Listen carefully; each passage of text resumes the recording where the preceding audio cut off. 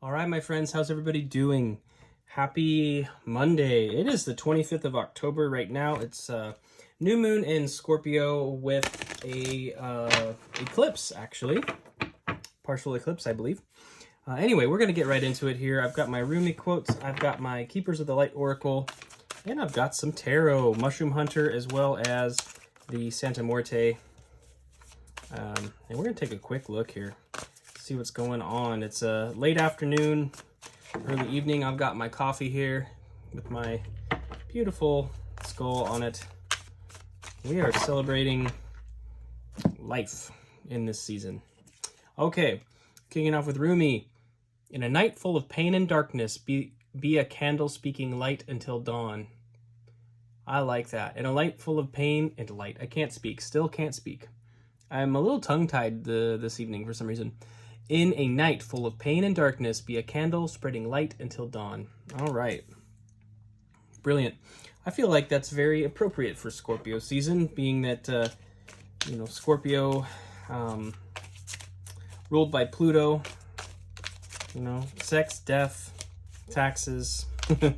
it's a little heavy, but we also celebrate and embrace the changing of seasons and phases in life at this time. It's a time where we acknowledge death and we celebrate life, and embrace the changes that come with that. So hopefully, I don't know, I haven't been able to exactly pin the energy down, but I do feel like there's some feeling of holding on to something, or not, needing to let go of something perhaps, and struggling with that. And it seems like kind of apt for this season of life, of course, being that we are sort of looking at death, right? We're looking at the tree leaves dying outside and sort of acknowledging that whole thing, right?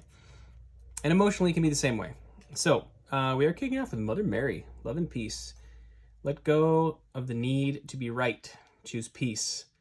Mother healing is possible at this time. Yeah. Let go of the need to be right. Choose peace. Mother healing, is it possible at this time?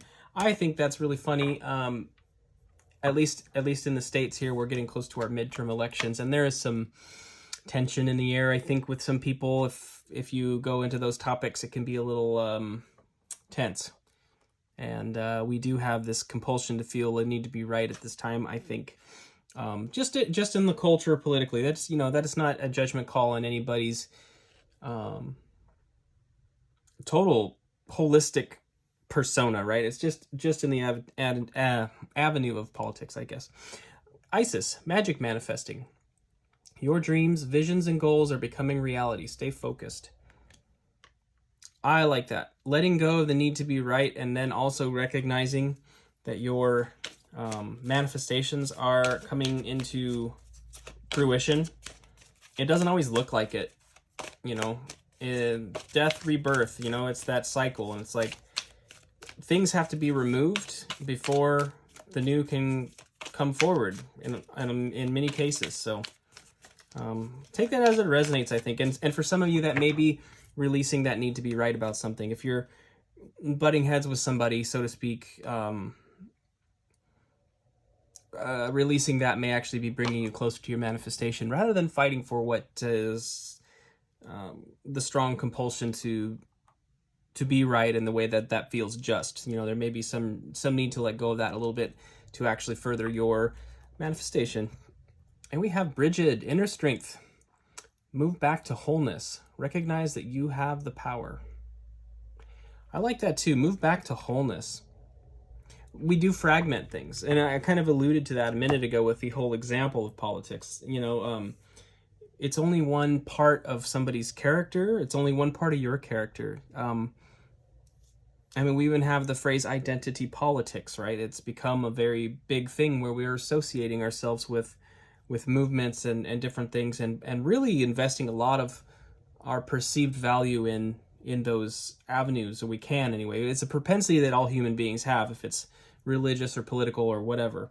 And your wholeness is where your power lies, and it's recognizing that you're not really you're not really who you ascribe yourself to be through these various means. Like, you're not, because you work at a bank, that doesn't mean that you are a banker and that is your whole character, right? Or whatever it is. Being able to look at yourself with that bird's eye lens and see who you are, you know, or go deeper even. You could think of it, you know, I know I'm being a little bit fumbly with my words here, but some people need to go deeper within and charge inside, and other people sometimes need to pull out and see things from the bird's eye view. So which is it that'll help you see your whole self? Do you need to go in deeper? Do you need to go out to see the bigger picture? Is it a combination of the two? You may have to let go of something, an ideology maybe, the need to be right. You know, you may have to let go of some kind of ideology to get that bigger picture and to see that things are moving in the right direction in terms of your manifestations and ultimately your service to other people at this time, you know. Let us not forget this Rumi quote. In a night full of pain and darkness, be a candle spreading light until dawn. I think that is so cool. Because it is. It's getting, you know, winter is coming for everybody in the northern hemisphere, and it's feeling a little iffy at this time. Looks like we have our 3 cards here, so they all kind of fell out. We have the 3 of Swords. Okay, 3 of Swords. There's some heartache here. There's some disappointment. There's some setback. There's a feeling of being wrong. Do you see how the one individual is sort of appears to be stabbing the other individual there? You know, there's a sense of being wronged. We have the 8 of Swords. It kind of feels like the world is attacking, you know? It's like all these swords are aligned against you in some way, right? Some of you may be experiencing that feeling that the world's out to get you right now, or that things are just not going to go the way you hope they are. Like the whole, you know, world's going to hell in a handbasket thing, right? And we have the 7 of Pentacles here. There is a lot of introspection, isn't there? You know, a lot of reflecting back on things.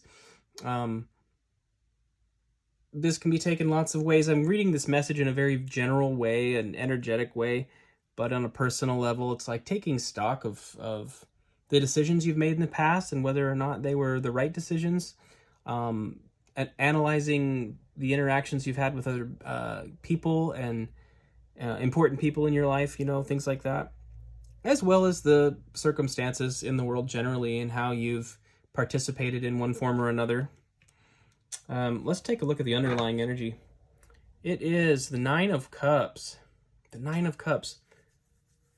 The choice to be joyful, the choice to be happy and content, the choice to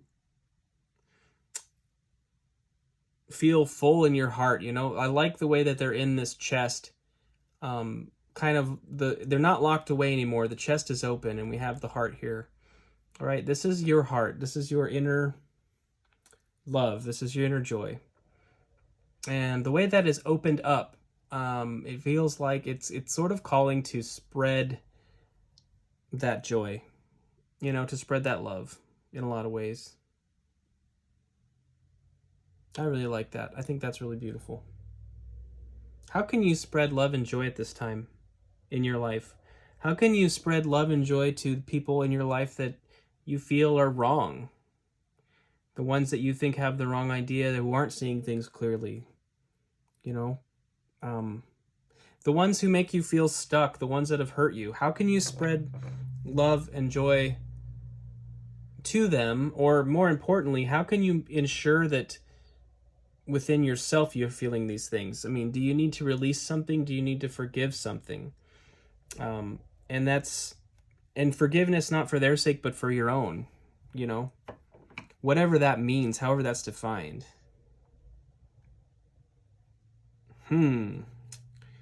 Okay.